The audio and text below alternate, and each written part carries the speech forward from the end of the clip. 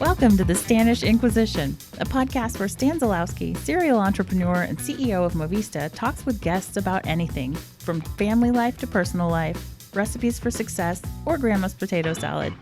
The name is dark, but the content isn't. It's often unexpected, occasionally funny, sometimes irreverent, but always interesting.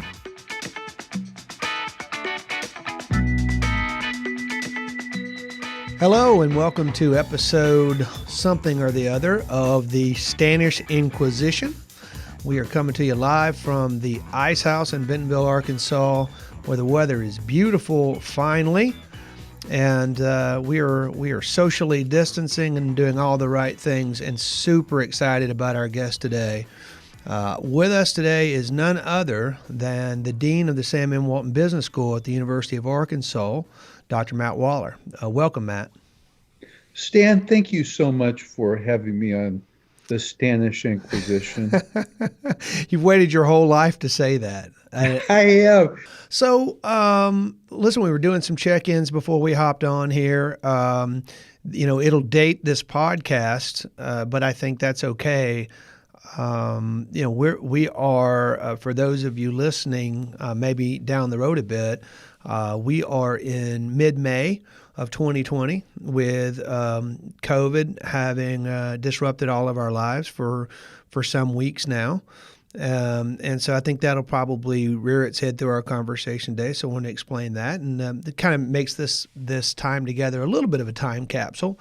But on the other hand, a lot of the things I think we're going to talk about are sort of universal. So we know that now you reside in Fayetteville, but where was baby Matt? Where were you born? I was born in Shawnee Mission, Kansas, which is in the Kansas City, Missouri metropolitan statistical area. I grew up in Kansas City, Missouri on the Missouri side, north of the river, actually in Platte County. The only thing, one interesting kind of story is my dad's a dentist, my uncles were dentists, and then my great-grandfather was a dentist. So there's a lot of dentistry in our family. Mm-hmm. And my dad really wanted me to be a dentist. And my grandmother really wanted me to be a dentist. My uncles wanted me to be a dentist. And so I thought, well, I guess I'll be a dentist. So I went to the University of Missouri in Columbia, and I thought, well, I guess I'll major in some science, Mizzou has a 5-hour econ class at the undergraduate level where it combines macro, micro, and a little bit of money in banking. Mm-hmm. And I took it and loved it. I still remember a lot from that class today. So I majored in econ, but I took all of the prerequisites for medical and dental school, just in case. I love business. I love business people like you. Stan, you went through our MBA program. I followed your career closely. You are the quintessential entrepreneur because you look for problems and you solve problems. To me, that's the mind of an entrepreneur sees problems, solves those problems, and makes money at doing it. And so it's a real win-win because you're making money and they're happy. And life right. is better. Yeah, I think and where that really gets good, Matt, I'll say is when we can do good and do well while we're doing. That's been some of the out of the COVID situation. We were able to. I'll actually share something with you probably don't know. So we spun up this website. It was absolutely full benevolence. No, we didn't take a dime. But it was when COVID first broke and the small businesses were all falling apart. And we said, how could we get money to these people until the government money gets here? And the idea of gift cards came up. Because if you think about it, a gift card, if I'm purchasing a gift card from you while you're closed, I'm sort of giving you a loan, right? Because I'm giving you money now and you'll give me something later. And so anyway, we really quickly stood up this site, complete ignorance. I'm going to get there in a second. Complete ignorance about a couple things. And 350 local companies come in, Matt, and they register. And then the Tyson family, as well as the Walker family, both said, we're having this week of giving. We will match dollar for dollar every gift card purchase up to $100,000 in total. And when we said that, the site just got, I mean, it was unbelievable. We did $87,000 in one day in gift card sales. And all of that money now, right, ready to flow through to these businesses. So I loved it. So this is where the entrepreneurial part comes in. All that's fine. And we did solve a problem and we're ready. And what's it called? PayPal. PayPal froze our account. Why? Hold on. They said you can't distribute any of this money, and we're not even going to allow you to give it back. Like, we're just going to hold it while we evaluate. And what we found out, Matt, was that payment processors do not like gift card selling. They don't like it because there's some money laundering stuff that can go on. And there's, let's say we sold one of those gift cards and then the business went out of business. People will come back to the payment processor and want them to cover that loss. But this is where it gets good. And so April Segbrick, who you know very well, right? Our co-founder here. Yeah. So this is one of those great entrepreneurial moments that, by the way, as much as I learned so much at the university, no one ever covered this one off with me. You just created $87,000 in liability for these small businesses who already don't have any money, and you can't give it back and you can't get it out. So April sat down and she got on her social network and started asking, did anyone know anyone who worked at PayPal? Are you kidding? And wait a second now. By 9:00 that night, she was emailing with the CEO of PayPal, telling him the story. And at 8:00 the next morning, PayPal called us, said, we've released all your funds. We're waiving all the fees that were ever associated with the account. Go for it. And they helped us distribute all the money. So that, Matt, I knew you would love that story. That is figuring it out. But I'll tell you, there were a few hours in there where we were like, well, honestly, what we were thinking was we're going to have to put these funds out ourselves and then try to go back to PayPal, and you know what I mean, because we couldn't create that liability. I used to read The Economist almost cover to cover a long time ago. I don't do that anymore. But I think it was in 2008 or 2009, there was a special issue on entrepreneurship. Mm-hmm. Mm-hmm. And I realized that entrepreneurs are one of the most important parts of our economy for wealth creation, for job growth, for innovation. I believe the best defense for our country is strong entrepreneurship.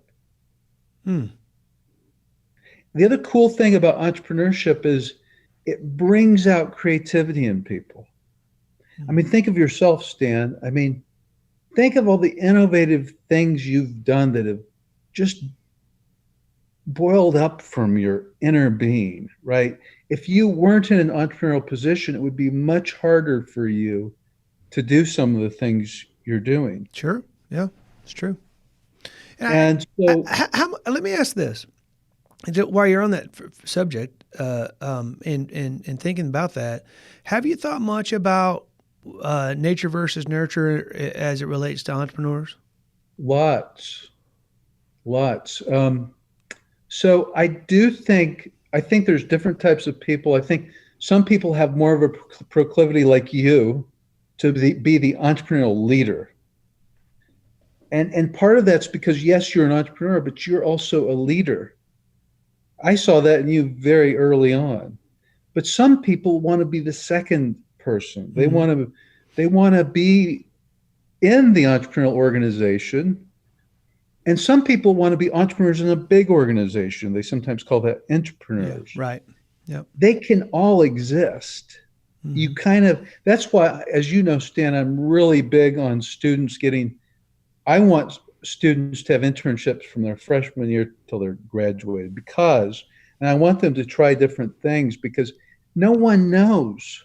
It's like, I thought maybe I should become a dentist because of my family's all dentists, but no, that would have been terrible for me. It doesn't fit me. You know, I'm curious to know, what's been the best surprise positive, and you probably don't love this, but it's interesting to people, I think, the best surprise negative that you've had since becoming dean. so I would say on the surprise for the positive side, it was really encouraging to me and surprising how people want us to succeed. That's what I would say. Um, and so I feel like I've had so much help. For example, right after I became dean, I went to Doug McMillan, and we had a conversation. It's a long story. Eventually turned into the McMillan Innovation Studio. Mm-hmm. Mm-hmm. He gave $1 million for that. He just pledged another $1 million to make it even stronger. I'm astounded constantly at the generosity of the people, and there are financial generosities, but I think equally there are the giving of time, the giving of effort, the giving of counsel, the extra effort to provide the opportunities you were talking about earlier for students to come on board and work over the summer and apprenticeships and all those things. It is an amazing community. What's hard? What's been harder than you thought it might be? There are several things, but probably one of the most challenging about the being dean of a college, especially a visible college like this. I mean, we've got so many successful alumni; it's crazy, right? But there's so many constituents out there, and they Mm-hmm. want us to succeed. Mm-hmm. But they'll have different ideas about how they want us to go Mm. about doing it. Right. Right. And then I have to balance the reality of running the day to day of the college. We've got 6,100 undergraduates, so we're one of the biggest business schools in the country, and we have 600 graduate students. Between faculty and staff, about 350 total, and then tens of thousands of alumni, and a lot of people have lots of input, and it's good. I love it personally, but trying to balance it is very, very challenging and time consuming. I mean, I spend a huge amount of time communicating with many different constituents. Well, that's interesting. My academic or my realization around academia when we had the ITRI board, and we were in there one day, and it's inside, but essentially it was created. The board was created so that private enterprise could bring big problems to the university and allow them to do research around them. So it was symbiotic in that the university was hearing from these business leaders, hey, these are the problems we're worried about. And then in return, the business leaders were getting data back. But anyway, we were talking one day about research and saying, listen, we really want to learn more about some of these subjects. And that's what we could get out of it as a business, and we'd like to give you these problems and then get feedback. And I don't remember who the professor was, but it was like, okay, well, what's a reasonable time frame from the time you give us the problem to the time that we can get the answers out the other side? And you said, look, we're not being unreasonable. A quarter, 2 quarters, whatever. And he said, I just had a paper published that I submitted 9 years ago. about the viability of cell phone technology. And we were like, okay, well, I hope that your paper said it was viable, right? I hope that your paper concluded 9 years ago that this was going to be a widely adopted technology. But man, when you come in and say, listen, we want to shake up what we are actually teaching in terms of languages and that sort of thing, man, that's a slog, isn't it? That's tough. You are absolutely right. Yeah. You're absolutely right. And we're actually doing it more effectively than I would have ever imagined. We've created, an entire new academic department around entrepreneurship as a mechanism to allow that to happen. When we formed the new department, I said, remember, you're going to have to practice what you preach. So come up with very innovative educational processes, and they're doing that. But there's several of the departments right now are innovating. I think COVID is going to speed up innovation, actually. Yeah. So we talked. That's good. Let's talk about that for a second. We're getting down towards the end of our time together, which is awesome. It goes so fast.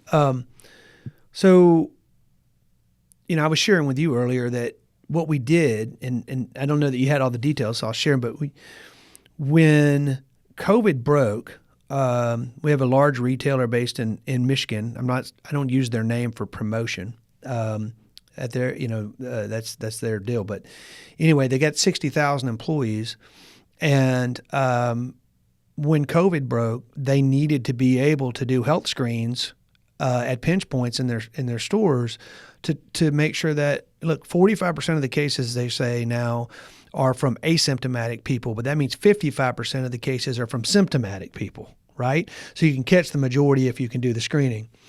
So they started using our solution, which is obviously normally used for task checks and a whole lot of other things around managing employees. But they started using it for health checks.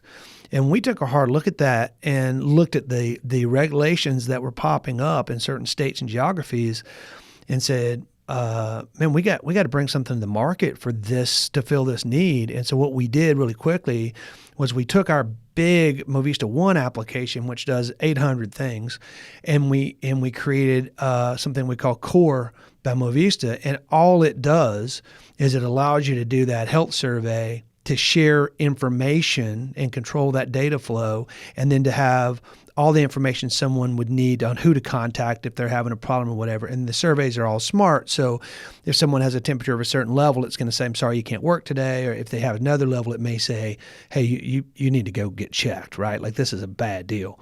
Cool. So we spun that out and we call it Project Health. We're talking to it. And I shared with you that we're working to do some things with the University of Arkansas. We're meeting with people really all over the country constantly. And so there's a place, right? We've been existing completely in this retail realm now for 10 years. Literally last week we turned 10 years old. Man, I don't know if you know that or not, but last Tuesday we turned 10 years old.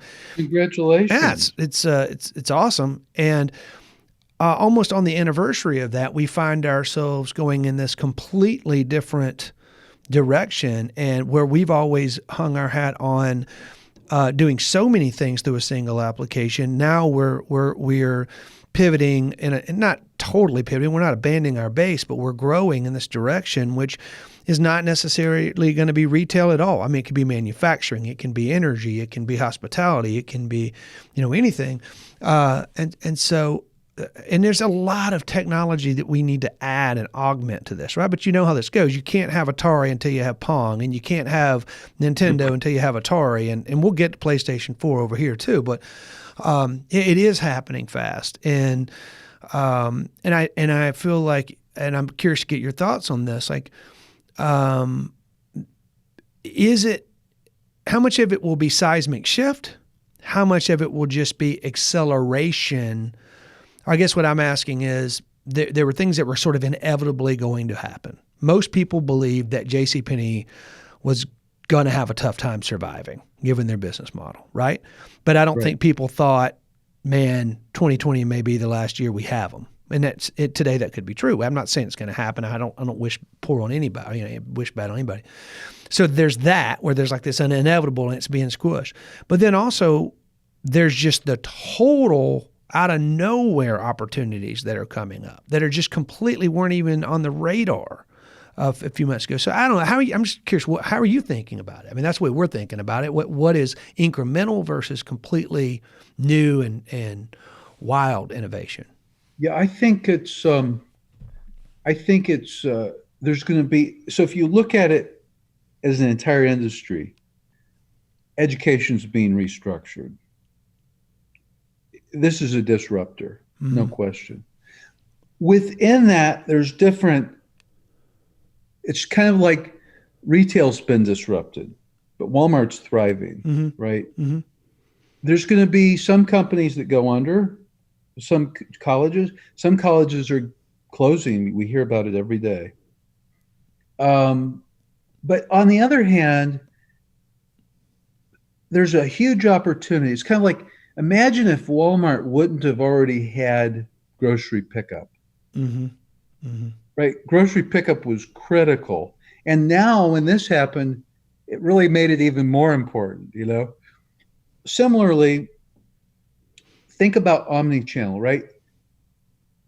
We used to think of online versus, brick and mortar, two different things. Now we realize there's an integration of the two. Same thing in education. Now, I'll give you an example of it. I won't spend too much time on it, but one example is you have face-to-face courses and you have online courses. And the mindset of the university, those are two separate things. But in reality, what we should do is we shouldn't say, is this course going to be online or is this course going to be offline or what's it going to be? It should be for a course, what technology and methodologies work best to teach, to educate people in that content. And, but I think there has to be an omni-channel solution. I think my vision would be, at least for the Walton College, at some point to have every course that has a face-to-face component, a synchronous component, that is where you can go and watch the live interaction in the classroom, for example, and an asynchronous component.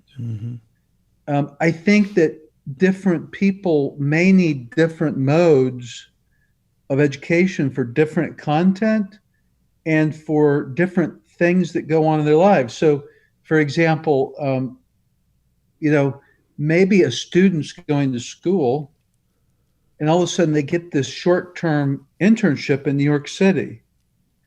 It would be nice if they could do it, and if we have omni-channel delivery, then they can do that and then they can come back.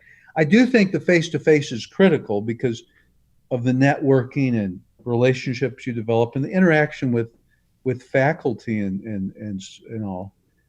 But I think we need to be more flexible, and a lot of people and institutions were resisting this change. And COVID has forced it to happen. Now, I think some people are simply going to say, okay, we're going to take some courses remote.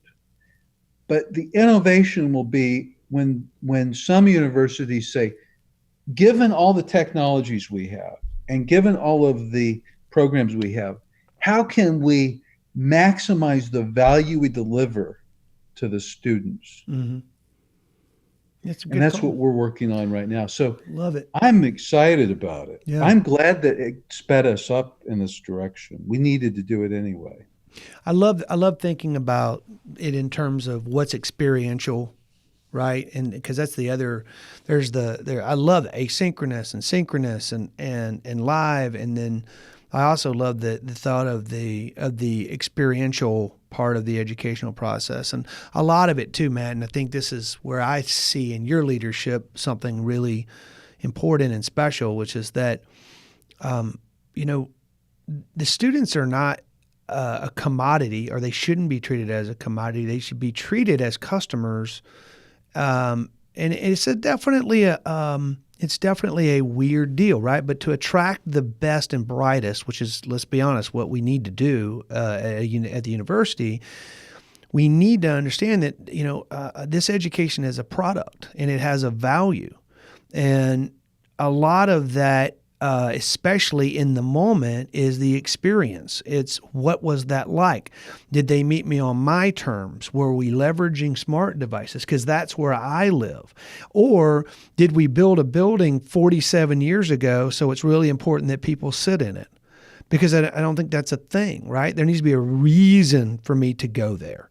And that reason can't be to consume the content in real time, which means I can't rewind it and I can't restudy it. Because what are we trying to accomplish? I mean, is the test is the point of this course, how quickly can I take notes? Or is the point of the course, did I master the content? Right? I mean, that's a really such an interesting. See, I would drive you complete. I'm one of those people, Matt. I would drive you crazy with all my crazy ideas, but I'll do that another day. Where's it all going? How's all this? How you see this going? And I leave that as a very open question, but it's the last question I'll bug you with. Where's it all going, Dr. Waller? I think this has created lots of innovation. Your company is innovating because of this, and I can't wait to see your technology in use. The other thing that is going on is that there's, as I said, there's tons of opportunity, but there's going to be most companies and institutions won't adapt properly. They're going to try to figure out how they can keep going in the same direction. So I'd say for all the entrepreneurs listening, start talking to people, start boundary spanning, look at what other industries are doing, and be willing to adapt. Love it. That's my advice. Love it. Well, listen, your leadership is overwhelmingly, gets positive reviews.